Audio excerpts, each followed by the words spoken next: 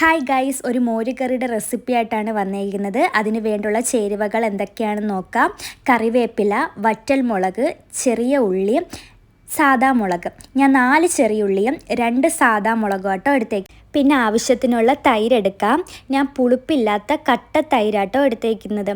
ഇനി ഇത് നമുക്ക് മിക്സിയിലിട്ട് ഒന്ന് അടിച്ചെടുക്കാം. ജാറിലേക്ക് നമുക്ക് തൈരിട്ട് കൊടുക്കാം.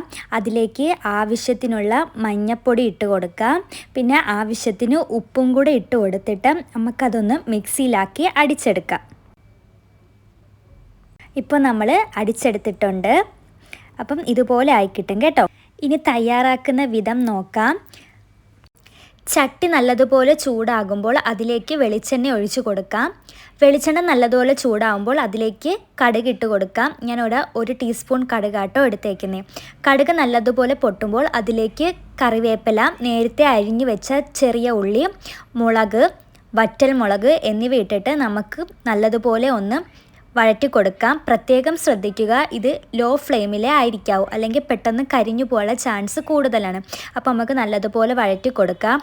ഇതൊരു ബ്രൗൺ കളർ ആവുമ്പോൾ അതിലേക്ക് നമ്മൾ നേരത്തെ അടിച്ചു വെച്ച നമ്മുടെ തൈര് ഒഴിച്ച് കൊടുക്കാം.